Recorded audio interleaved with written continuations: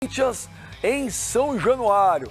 Um jogo sempre difícil. E pelo que a gente viu contra o Grêmio domingo, Edmundo, o jogo que o Vasco está preocupado mesmo é contra o Corinthians, né? Porque pouparam o Luiz Fabiano contra o Grêmio, vai jogar hoje.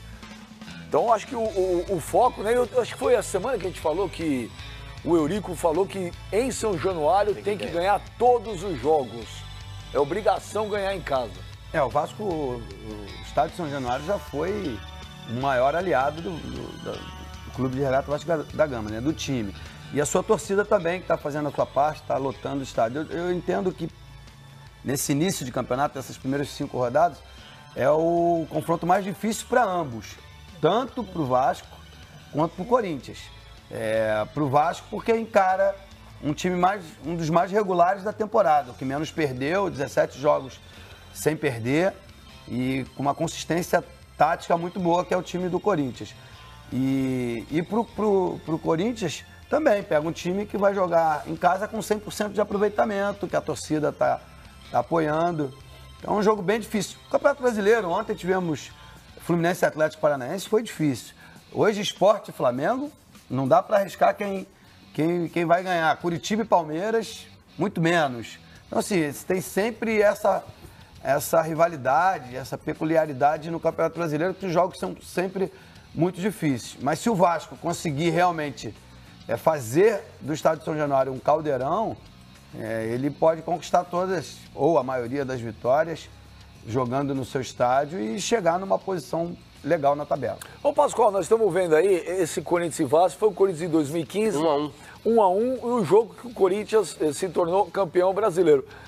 Agora, o Eurico quer que ganhe todos os jogos em São Januário. E o Corinthians, Pascoal? O Corinthians vem completo? Não, o Corinthians vem com alguns desfalques. Vem com o Paulo Roberto na lateral direita, porque o lateral reserva, o Léo Príncipe, também está machucado. O Fagner está na seleção? E o titular está na seleção brasileira, que é o Fagner. Vem com o Pedro Henrique na zaga, uma outra... o Pedro Henrique já tem jogado algumas partidas em lugar do Balbuena, que foi cortado também da seleção do Paraguai. O Guilherme Arana na lateral esquerda, no mais, o Pablo na quarta zaga. No meio-campo, o Maicon conseguiu se recuperar de uma dor que tinha na perna e vai começar o jogo. E aí entram duas novidades. O Marquinhos Gabriel aberto pela direita e o atacante, o Cleison Romero, aberto pela esquerda. Então, o Corinthians tem... Joga o Cleison? Cleison Romero. O Cleison, não. O Cleison que veio da Ponte. O Cleison que veio... Não o Cleiton. Confundo com o Cleiton. Clayton. É Cleison e... Não, o que veio da Ponte é Cleison ou Clayson? Não, Cleison. E o outro que veio já do Atlético, que era do Figueirense, é Cleiton. Mas, Pascoal, eu te convido a chamar o jogador de Clayton. Sabe por quê? Se você disser Cleison e Cleiton, a sonoridade é muito próxima. Mas você vai modificar o nome do cara. É melhor você falar, um é o titular, outro é o reserva. Não, mas os dois são Cleison reserva. e Cleiton. Tem alguma dificuldade O Cleiton não pode ser titular do time do Corinthians. O Cleiton? Pode. Pode? Claro que pode. Se o Romero O Romero é um monstro. Se o Romero o Cleiton pode ser titular. Mas o Romero só a minha opinião. Tecnicamente ele é melhor, o Cleiton.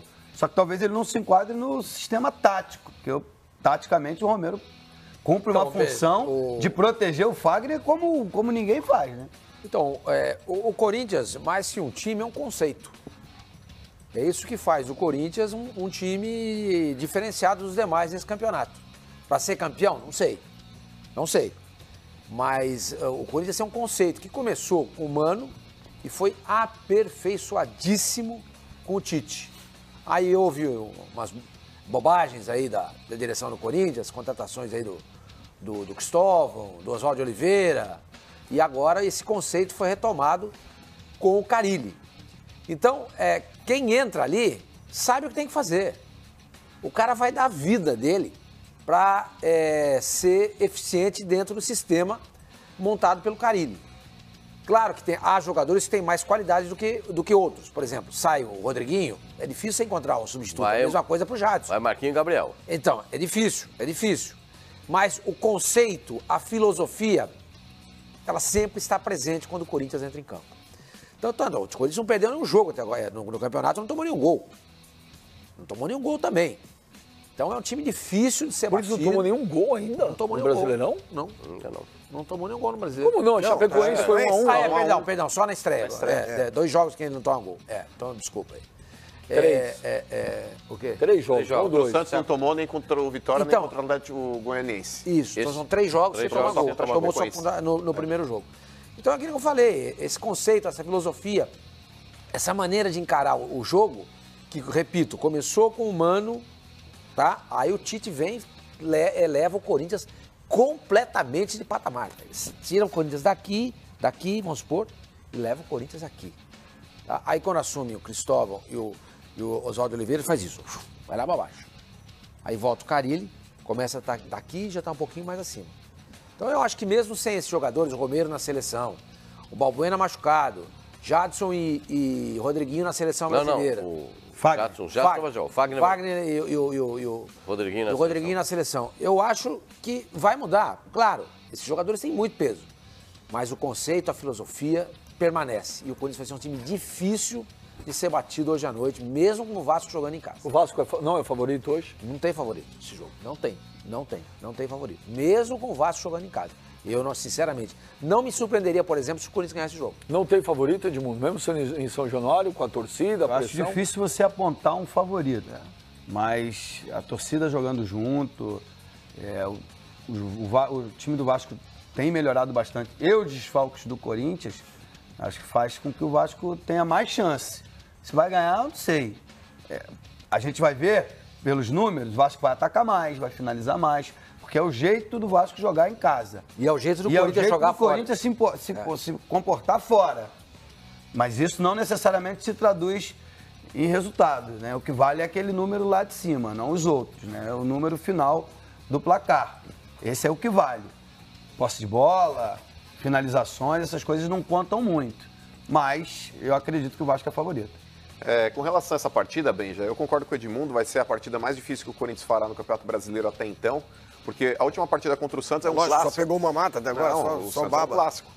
O Santos é um clássico. Mas não deixa de ser um clássico, gente. Mas pelo fato de ter sido na Arena Corinthians... Se o Corinthians ganhar do Vasco, amanhã eles vão falar, mas o Vasco não tá bem. Pois é. E assim mas vai. o Vasco, o argumento que ele vai falar é um time que estava na Série B. Mas empatou com o líder do campeonato, explica pra eles. O Corinthians ele empatou com o líder do campeonato, ganhou do campeão baiano, que foi o ano Vitória. Passado, o líder do campeonato o Corinthians ganhou do Atlético Goianiense, que era obrigação, e ganhou do Santos, que é um clássico. Só pegou baba. Então, Flavinho, se a gente pegar o retrospecto até aqui, 17 partidas sem perder.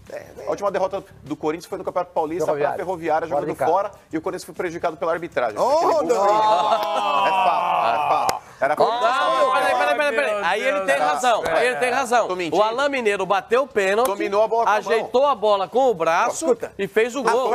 A frase, o Corinthians foi prejudicado pela arbitragem, ela não existe em nenhum idioma. Existe sim. Não existe. Ela não faz sentido. Se você botar isso, se você botar isso... Deixa o Mano terminar. Se você bota no Google... O Mano vai terminar. Você bota no Google... O Corinthians foi prejudicado pela arbitragem. O Google fala... Vai, mano. Fala. Não pode ir. Fala.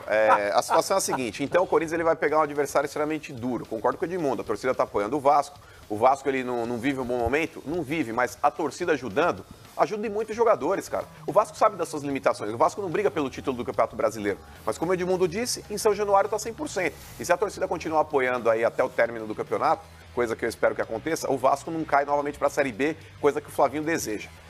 Agora, com relação ao Corinthians, você deseja o Vasco caia pra Série B. Não desejo nada. Eu só falei que o Vasco tem que jogar o campeonato. Não. O Vasco tem que jogar esse campeonato para não cair. É isso que eu falo. Ou seja, eu não estou desejando nada. Não desejo nada. Diretamente você torce contra os grandes. E o Vasco é um grande time. Mas deixa eu perguntar, Edmundo, você vai continuar. O Vasco tem que jogar para não cair ou o Vasco tem que jogar para ser campeão? Não, a história do Vasco diz que ele tem que jogar para ser campeão. Mas essa gangorra de subir e descer deixa qualquer um assustado. Primeiro você tem que montar uma filosofia, como disse o Sormani, que tem implantada no Corinthians, que é uma solidez, um sistema defensivo, você criar um time e a partir daí você buscar novos desafios. O Vasco foi campeão brasileiro, carioca em 2015 e em 2016 e caiu em 2015. Então e quase não subiu em 2016. E quase não subiu em 2016. É um parâmetro que não deve ser levado em consideração, porque os jogos no Campeonato Brasileiro são mais difíceis. Agora, essa ideia que está sendo colocada pela diretoria e comprada, absorvida pelos torcedores, é sensacional. Porque esse estádio, ele tem uma história lindíssima. Se ganhar 50% dos pontos, se ganhar os jogos em casa, o Vasco vai ficar em sétimo, oitavo, no máximo. O Atlético Paranaense fez isso ano passado, ganhou todas em casa. E eventualmente, você vai conquistar pontos fora de casa, um ou outro, vai ganhar do Atlético Goianiense, vai ganhar uma partida ou outra jogando num sistema fechadinho, explorando o contra-ataque. Até deu trabalho pro Grêmio no último final de semana, só que aí ainda faltava a figura de um cara mais experiente, ou aquele cara que bota a bola para dentro, aquele que segura a bola e dá um tempero diferente pro time. E eu acho que isso, dessa maneira, com essa mentalidade, o Vasco tem chance de permanecer na primeira divisão, que é o primeiro objetivo, e de brigar por coisas maiores, até, quem sabe, uma vaga na Libertadores. Pode ser. Ô, Benja, eu acho que hoje essa partida tem um significado especial para o Marquinhos Gabriel, cara. O Marquinhos Gabriel, que ele foi contratado com a expectativa de ser titular, inclusive o investimento que o Corinthians fez foi para isso mesmo, e ele não conseguiu vingar no Corinthians. Ele começou bem, depois teve um declínio técnico que foi absurdo e mereceu ficar durante muito tempo no banco. Mas ele entrou contra o Vitória, foi contra o Vitória, não foi que ele entrou? Ele mudou o cenário do jogo. Ele participou ativamente, deu passe, inclusive, pro gol. O Vitória deu passe no gol. Pois é. Aliás, deu 2 assistências, uma pro Gabriel gol, perdeu. E o Gabriel perdeu na cara do goleiro. E ele também deu um chute que ele poderia ter feito o gol. Então, Pascoal, hoje, o Marquinhos Gabriel, se ele souber aproveitar essa oportunidade aí, Ô, senhor Mani, ele melhore. Sabe há quantos meses eu ouço essa frase? Não, olha, se o Marquinhos Gabriel Marquinhos Gabriel, essa é a oportunidade do Marquinhos Gabriel. Mas agora é, Benja. Agora é. Que ele entrou, ele foi agora bem. é. Mas ele entrou 10 minutos, dá um passe, a gente acha Mudou que ele jogou o jogo. Mudou o jogo. Olha, o Marquinhos Gabriel... Entrou minutos, o tempo todo. Olha aqui, deixa eu responder a sua pergunta. O Marquinhos Gabriel, desde que chegou no Corinthians, jogou 2 partidas legais, depois não jogou mais nada. Mas desde quando ele chegou ao Corinthians, o Corinthians é completamente desorganizado. Exatamente, isso, a resposta é essa. E esse ano, primeira vez, o Corinthians está organizado, exatamente. Ele foi reserva. Pelos motivos óbvios de não ter jogado bem a temporada passada. Mas quem foi eu concordo técnico com o Mano. Essa é a chance dele entrar, mostrar que tem potencial num time organizado. Se ele não mostrar no time organizado, aí realmente eu vou ter que dar uma palmatória que ele não serve para jogar no Corinthians. Que não é a minha opinião. Eu acho que ele tecnicamente tem condições de jogar no time do Corinthians. Então vocês acham que deveria ter tido a mesma paciência com o Marlone, com o Guilherme? Porque todos chegaram no momento que o Corinthians estava todo desorganizado. Então, mas acontece o seguinte... Só que não esqueça que todos eles chegaram a jogar... paciência. Todos eles jogaram com o Tite, hein? Aí depende... Não esqueça. Depende... Sim, senhor. Marquinhos Gabriel não jogou com o Tite. Lógico que jogou. Não, o Tite jogou. Foi pedido. Quantos jogos? Mas jogou. Não foi muito. Não, lógico que não foi. O Tite foi para a seleção. Exatamente. Eles foram pedidos pelo Tite. O Tite pediu Marquinhos Gabriel, o Tite pediu Marlone, o Tite pediu mas ele mal dirigiu Guilherme. os jogadores. Ele mal dirigiu os jogadores. Eles não tiveram tempo de, naquela época, entender a filosofia corintiana. Entendeu? Essa é a diferença. Aí o cara tá lá no Corinthians, pega o Cristóvão e o Oswaldo Oliveira e joga mal, você tem que dar esse desconto. Nessa fatura, o Romero que todo mundo critica, que todo mundo desce o pau, jogava com o Tite, jogou com o Oswaldo, jogou com o Cristóvão, tá sempre lá. Veja, não é prato pronto. Para uns funciona, para outros não funciona. Entendeu? Então, o que eu quero dizer é exatamente isso que o Edmundo falou. Vamos ver agora que o Corinthians está arrumado, tem um conceito, como é que esses jogadores vão se comportar. Se não jogarem bem agora, aí, amigo, esquece. E eles vão conhecer o que o treinador está pedindo. Eles podiam até não entender muito bem o que estava acontecendo naquele momento anterior, mas agora eles sabem o que o treinador quer. Marquinhos Gabriel, você sabe o que tem que fazer, esse corredor aqui. É o corredor da direita. O Cleison, você sabe o que tem que fazer, é o corredor aqui. E todo mundo agora sabe o que tem que fazer. Então, se eles sabem o que tem que fazer, fica melhor para ser executado. Eu costumo dizer o seguinte, e o Edmundo foi um brilhante jogador de futebol, vai saber o que o jogador só joga com obrigação. Você tem que mandar o jogador fazer. Agora, deixar o jogador, você fica ali à vontade, a vontade não é do jogador. Mais ou menos, né, Você teve algum treinador, tem jogador que é disciplinado praticamente. Não, mas ele entende que tem que correr pro grupo. Ele tem que ter obrigação. Edmundo, você vai marcar aqui. Você vai marcar aqui. Você teve algum